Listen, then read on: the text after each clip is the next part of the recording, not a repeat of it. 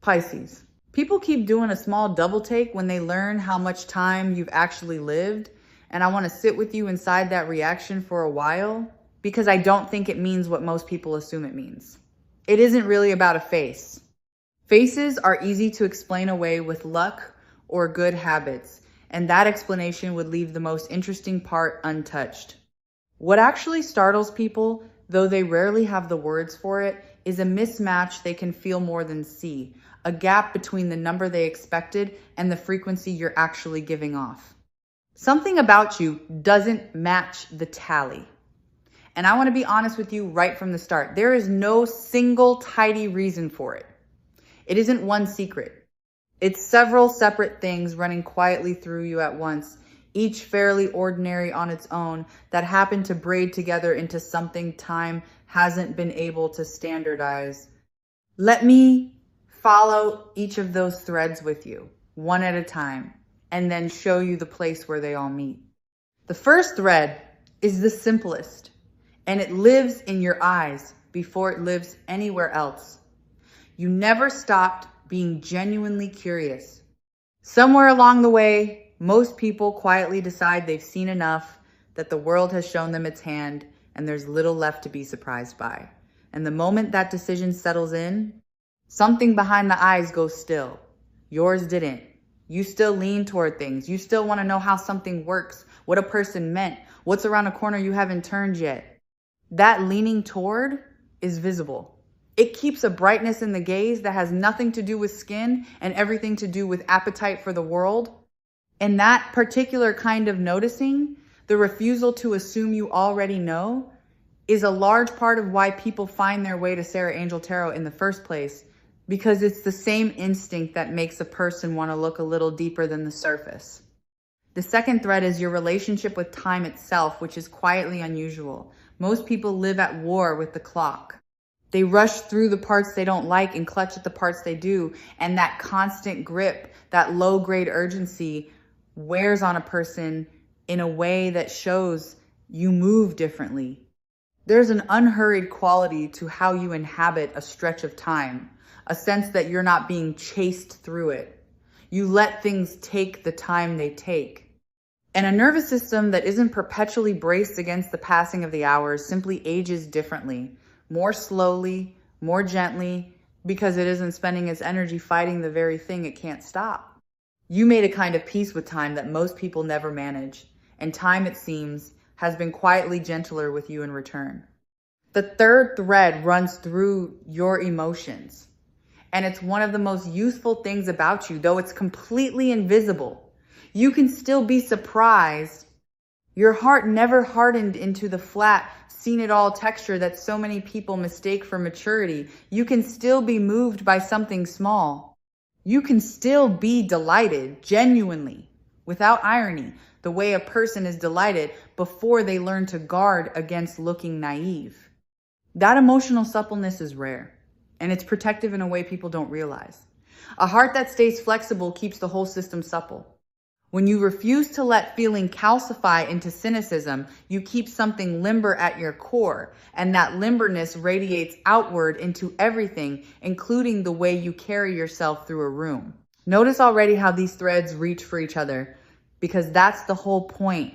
Your curiosity feeds your capacity to be surprised, and your unhurried relationship with time gives both of them room to breathe. None of these things stands alone in you. They lean on one another. And here is a fourth strand woven right through them. You kept your playfulness. Somewhere in you, there's still a person who finds things funny, who isn't too dignified to be silly, who hasn't traded every ounce of lightness for the heavy costume of being taken seriously. Play is one of the first casualties of growing older, and its loss shows on a face more than almost anything. You held on to yours. You still let yourself be light. And lightness, the actual physical quality of not being weighed down, is one of the truest fountains there is. The fifth thread is subtler and lives in what you don't carry. You have a way of processing things and then letting them move through you, rather than storing them in your body like sediment. Most people accumulate. They hold on to old grievances, old fears, old versions of a story that hurt them, and all of that gets warehoused somewhere in the muscles and the breath and the set of the jaw. You tend to metabolize instead. You feel a thing fully and then you release it. And because you aren't hauling around the compounded weight of everything that ever went wrong, you don't move like someone burdened. There's a lightness in the body that comes only from a mind that doesn't hoard its wounds. And yours has learned, maybe without ever naming it, how to set things down. Let me follow a sixth thread because it explains something the others don't quite reach. You meet change as movement rather than as threat. For a great many people, change becomes the enemy somewhere along the way, and they spend enormous effort trying to freeze their life into a shape that feels safe, and that resistance to change is itself a kind of aging, a stiffening, a bracing against the flow of things. You've kept more fluid than that. When something shifts, some part of you is willing to shift with it rather than dig in. And fluidity, the willingness to bend and adapt and become slightly new, is the opposite of the rigidity that time uses to age a person. Rivers don't grow old the way stones do. You've stayed more river than stone. Here is a seventh strand, and it's one of the most powerful because it's so easy to overlook. You are actually present. So much of what reads as age isn't really age at all. It's absence, the vacant quality of a person who is physically here but mentally somewhere in the past or the anxious future, running old tapes, rehearsing worries. You have a real capacity to be here in the actual moment you're standing in, and presence has no age. A person who is fully present is lit from a different source than the calendar. When you're genuinely in the room, genuinely listening, genuinely tasting your own life as it happens, you step outside of time in a small way, and that steadiness in the now is something people feel the instant they're near you, even if they'd never think to call it what it is. This is exactly the kind of thread a reading here on Sarah Angel Tarot loves to follow. The invisible reason behind a visible impression. The quiet mechanism underneath a thing everyone notices but no one can quite explain. And there's an eighth thread I don't want to miss because it's woven tightly through the others. You stopped performing for approval a while ago, or maybe you never fully started. There's a self-possession in you that doesn't need the constant reassurance of being liked. And that inner steadiness reads strangely as youth. It reads as youth because anxiety ages a face, and the particular anxiety of always wondering whether you're acceptable is one of the most aging of all. When a person quietly knows who they are and stops auditioning for everyone else's approval, the tension drains out of them, and what's left is something clear and unbothered, and yes, young, because ease itself looks young. Consider a ninth strand, one that surprises people when they finally notice it in you. Your willingness to keep being a beginner. Most people arrange their lives past a certain point to only ever do the things they're already good at, because being a beginner is uncomfortable and a little humbling. You still let yourself start. You'll pick up something new even knowing you'll be clumsy at it, even knowing you'll be the least skilled person in the room. That willingness to be new at something is one of the most vitalizing choices a human being can make because it keeps you learning, and a learning mind stays plastic and alive in a way that a mind resting entirely on its old competence simply doesn't. Every time you consent to be a beginner, you pour a little more youth back into yourself.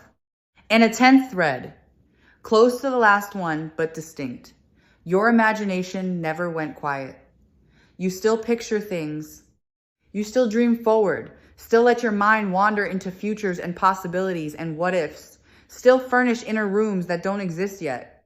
A lot of people let their imagination atrophy once the practical business of living takes over, and an unused imagination is a kind of premature aging of the spirit, a narrowing of the inner world down to only what's already real. Yours stayed wide. You kept the lights on in the imaginative part of you, and a person whose inner life is still generating new pictures carries a spark that the merely practical lose. That spark is part of what people are catching when they look at you and feel the arithmetic doesn't add up. There's a further strand, I don't want to leave unnamed, and it lives in your laughter. You still laugh easily. Not the polite managed laugh people learn to perform, but the real kind. The kind that catches you off guard and moves through your whole body before you can compose yourself.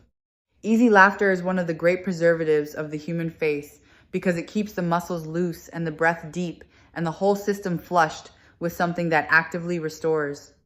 A person who has stopped laughing from the belly ages in a particular tightened way, as if the face slowly forgets how to open. Yours hasn't forgotten. You still let things be funny, still let delight take you over, and every real laugh is a small act of renewal you're performing without even trying. Another strand runs through the way you meet people. You never close the door on new ones.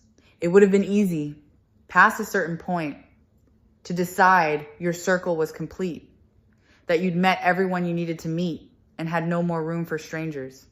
Plenty of people quietly make that decision, and it shows, because someone who has stopped being curious about others develops a certain guardedness, a slight suspicion, a closing of the face toward anyone unfamiliar. You kept the door propped open. You still find people interesting, still want to know their stories, still let someone new surprise you.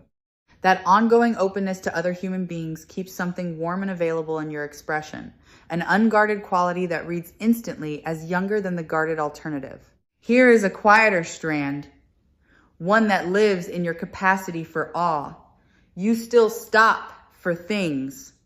A certain quality of light, a piece of music that catches you, the particular way an ordinary evening settles into itself, and something in you actually pauses to feel it rather than rushing past. Awe is not a small thing. When a person lets themselves be genuinely struck by beauty, the whole system resets for a moment. The worries quiet, the grip on time loosens, and something gets restored that the daily grind steadily depletes. Most people train themselves out of awe because it feels impractical, and in doing so, they lose one of the most rejuvenating experiences a human being has access to. You kept the capacity. And every time the world stops you in your tracks, you take a small drink from a very deep well. There's a strand in how loosely you hold your own self-image, and it matters more than it seems. Some people, past a certain point, decide exactly who they are and then defend that definition for the rest of their lives, refusing any evidence that they might be changing, growing, becoming someone slightly new. That rigidity of identity is its own kind of aging, a refusal to keep moving. You've held your sense of self more loosely than that. You allow yourself to still be in progress, to surprise yourself, to change your mind, to become. And a person who is still becoming carries an unfinished, forward-leaning quality that a fully settled person loses. You didn't file yourself away as complete, and that openness to your own ongoing becoming is one of the most youthful postures there is. Another strand shows in the way you live inside your own body. Many people, as time passes, begin to relate to their body mainly as an object to be inspected and worried over a thing that is failing them, and that anxious adversarial relationship shows in how they hold themselves. You've kept, more than most, a sense of your body as an instrument for living rather than an object to be judged. You use it. You move through your life inside it rather than standing outside it critiquing it. And a person who inhabits their body, who is at home in it, who moves like someone living rather than someone bracing, carries an ease of motion that anxious self-monitoring can never produce. Being at home in your own skin is a kind of youth that has nothing to do with the skin itself. A tender strand lives in how readily you let people off the hook. You don't tend to build monuments to the ways others have wronged you. Grudges are heavy, and they settle into a face over time, pulling it toward a permanent, subtle hardness, a wariness around the eyes and mouth that the person carrying it usually can't even feel anymore. You've stayed lighter than that. You forgive, not because you're a pushover, but because you understood somewhere deep, that carrying an offense costs you far more than it ever cost the one who caused it. A face unburdened by a lifetime of stored resentment stays softer, more open, more approachable, which is exactly the quality people register as younger. Setting people down when they've hurt you has kept your own expression from calcifying into defense. Here's a livelier strand. You still say yes to things. You haven't fully surrendered to the pull toward the predictable and the already known. When something unexpected offers itself, some part of you still leans toward the possibility rather than reflexively declining it in favor of comfort. That willingness to let your life stay a little unscripted keeps you in ongoing contact with novelty. And novelty is food for a young mind. People who have arranged their existence to eliminate all surprise slowly go gray on the inside, no matter what they look like on the outside. You kept some room for the unplanned, and that openness to what you didn't see coming keeps a brightness lit in you that fully defended lives quietly extinguish. There's a strand of gentle defiance in you toward one particular lie, the one that whispers, "It's too late." So many people foreclose their own futures long before they need to, deciding that certain doors have closed simply because a certain amount of time has passed, and that foreclosure ages them faster than almost anything, because a person who believes their best possibilities are behind them soon starts to live like it. You've resisted that story in the ways that matter. Some part of you still trusts there are chapters ahead worth reaching for, things you might still do, versions of your life not yet lived. That refusal to declare yourself finished keeps you oriented toward what's coming rather than only what's gone. And forward-facing people carry a hope in their posture that backward-facing people lose. And a warm strand runs through your gratitude.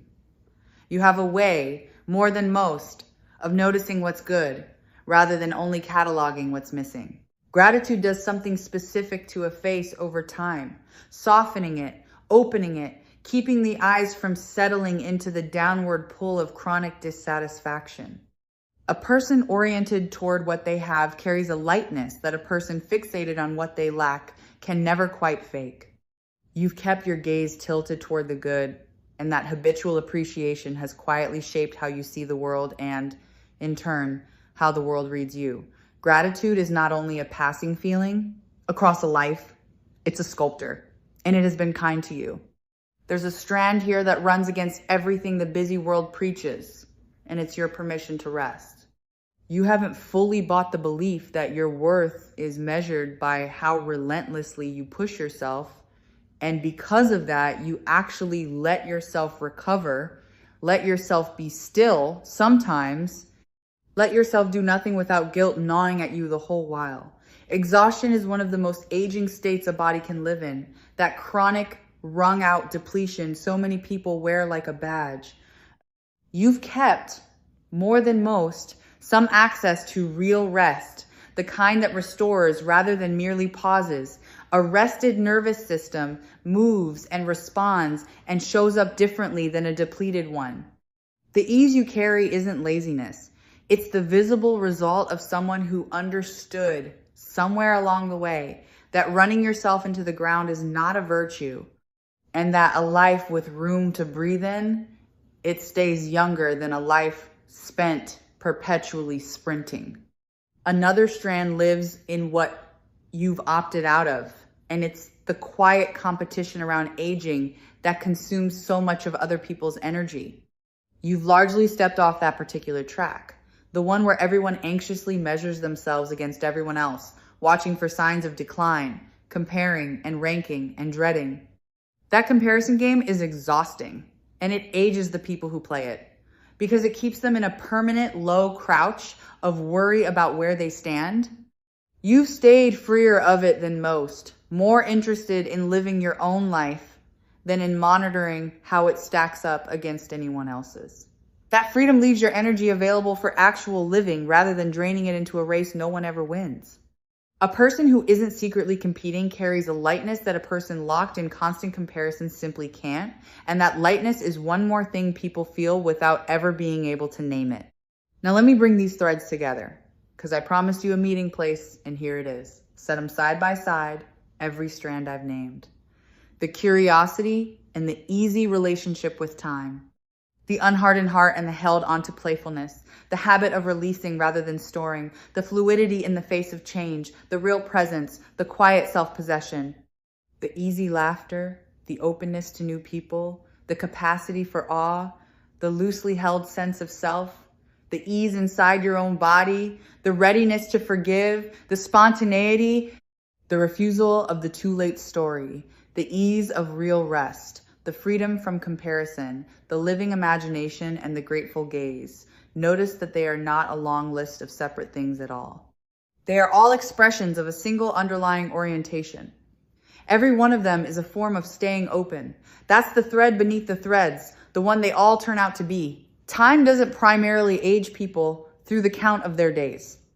It ages them through closure, through the slow, understandable habit of shutting doors, narrowing focus, deciding, hardening, protecting. You kept the doors open.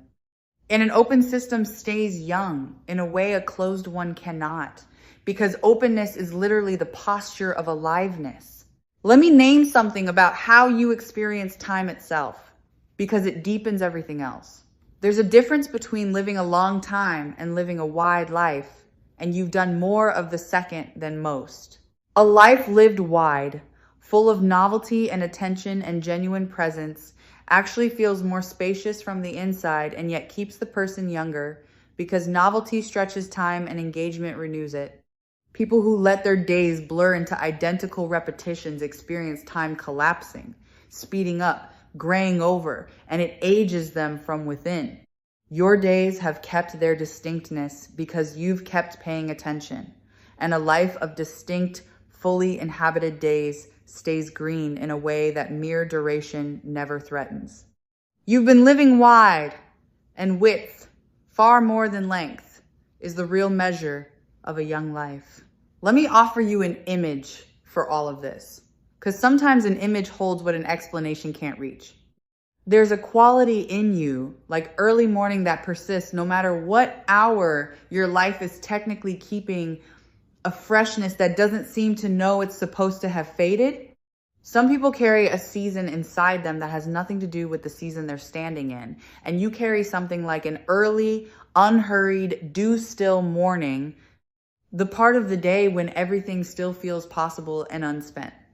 That inner weather is why the outer count feels wrong to people. They're reading the morning in you and can't reconcile it with what they were told to expect. But there's no contradiction that needs resolving. You can carry morning inside you at any point along the road, and you plainly do, and that inner freshness is worth far more than any calendar's opinion of where you happen to be standing. So when someone does that small double take at the mismatch between your age and your presence, understand what they're actually reacting to. They're not really surprised by your skin.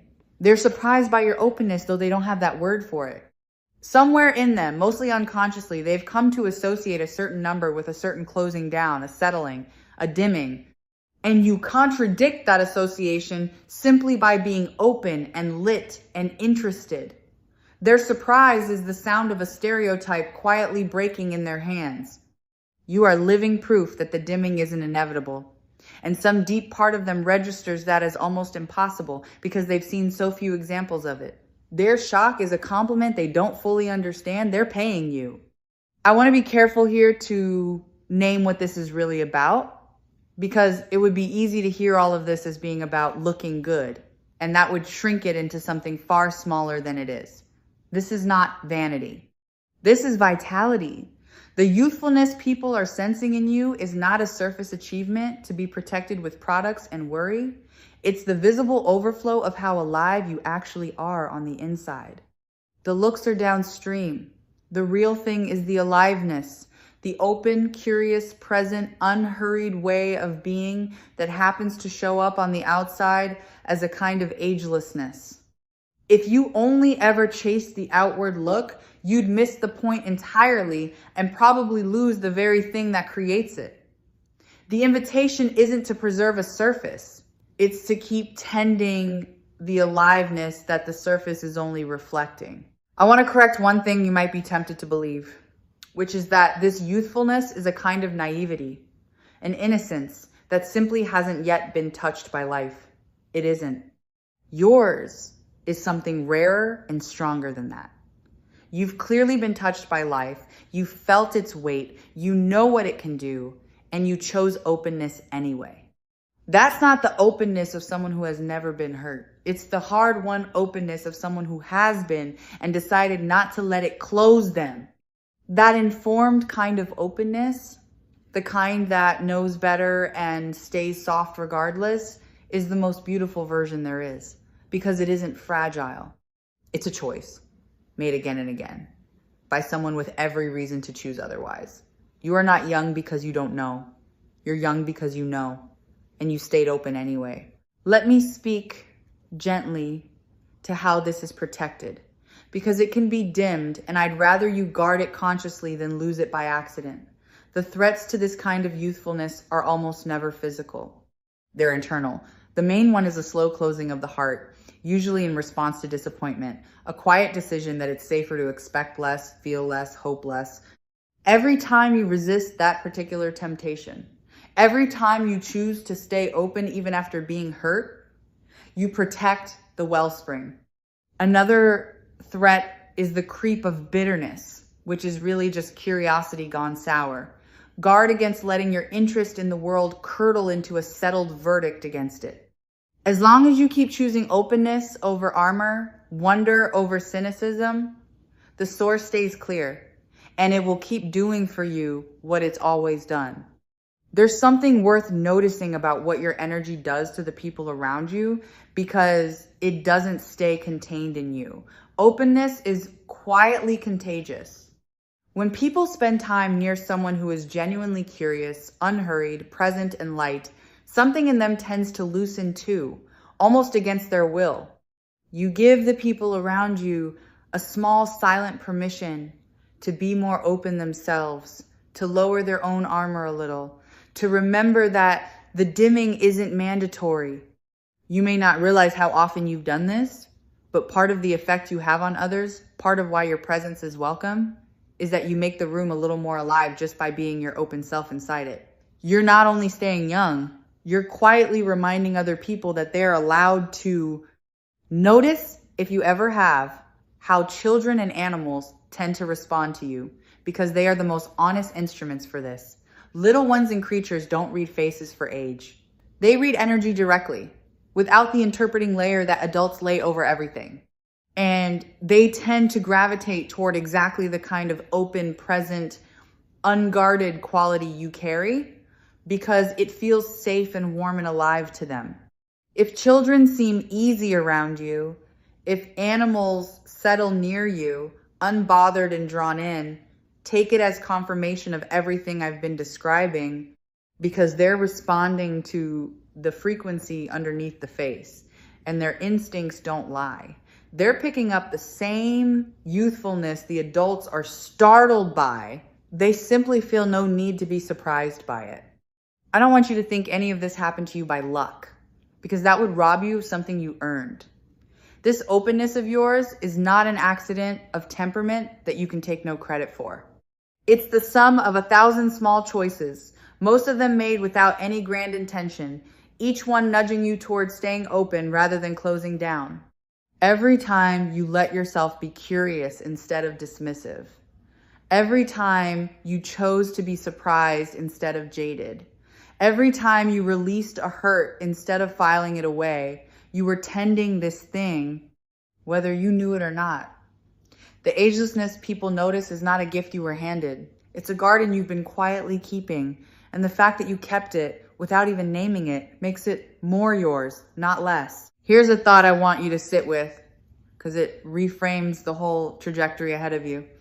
This quality doesn't have a peak that you're at risk of passing. The kind of youthfulness that comes from openness has a strange relationship with time, in that it can actually deepen as you go rather than fade. A person can become more curious, more present, more fluid, more willing to begin again, as the seasons accumulate, not less. So the best of this may genuinely still be ahead of you. The version of you further along the path, if you keep tending the openness, could carry even more of this light than you carry now, because you'll have had more time to practice the very things that generate it. Nothing about this says the shine is behind you. If anything, it says you're just getting good at it. Let me point out the mirror people keep holding up to you, because I want you to actually believe what it's reflecting.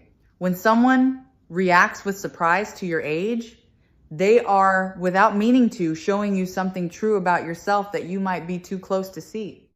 It's easy to dismiss their reaction as politeness or exaggeration, to wave it off, to not quite let it in. But I gently encourage you to receive it instead, not as flattery, but as data. They are picking up on something real. The frequency they're responding to is genuinely there. So the next time you catch that double take, instead of deflecting it, let it land and let it remind you of what your own way of living is quietly generating. Their surprise is an accurate reading of your aliveness. You're allowed to trust it. If any part of you has been made to feel by a world that can be careless about these things, that the time you've lived is somehow a liability, I'd like to set that idea down for you gently. The number attached to your age is not what people are responding to when they light up around you. What they're responding to is everything you've grown into. All the openness and ease and depth that only a life actually lived can produce. You couldn't have this quality without the road behind you, which means the very thing you might have been taught to downplay is inseparable from the thing that makes you magnetic. Your age isn't in tension with your youthfulness. It's the soil it grew in. There's nothing to apologize for and nothing to hide. The whole of what you've lived is precisely what makes the light so surprising to everyone who meets it. I want to draw out one more subtlety because it completes the picture. The very fact that you may not have realized any of this about yourself is itself part of the youthfulness. There's an unself-consciousness in you, a lack of preening, a way of being open and curious and present without turning it into a performance or a project. That unself-consciousness is a form of innocence in the truest sense, not naivety, but a lack of calculation, and it's one of the most quietly magnetic things a person can carry.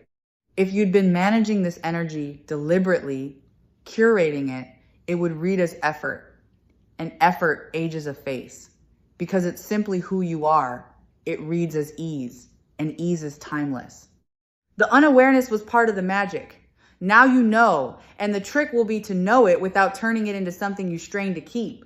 I want to gently turn all of this back toward how you see yourself, because you may be the last person to fully register what everyone else does. It's a strange feature of being human that we're often blind to the very quality others find most striking in us, too close to it, too accustomed to being ourselves to notice.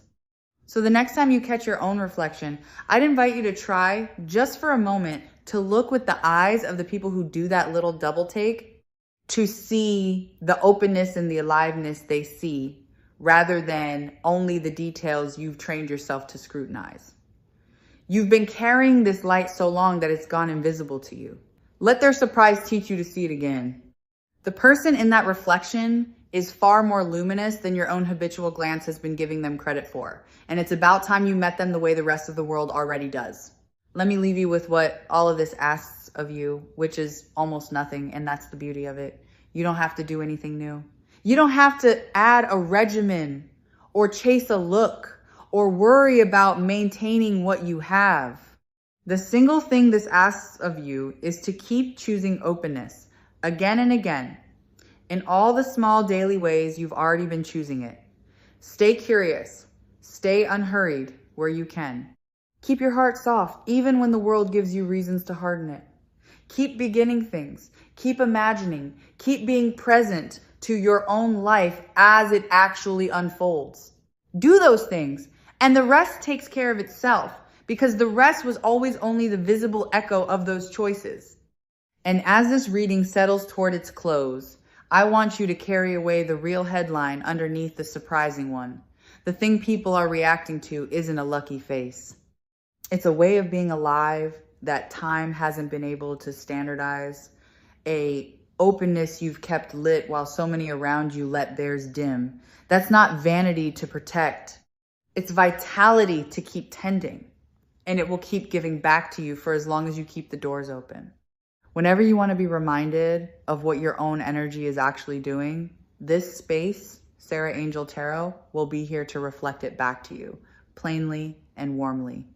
Go gently now, and go with the quiet confidence of someone who finally understands why the room lights up a little when they walk into it.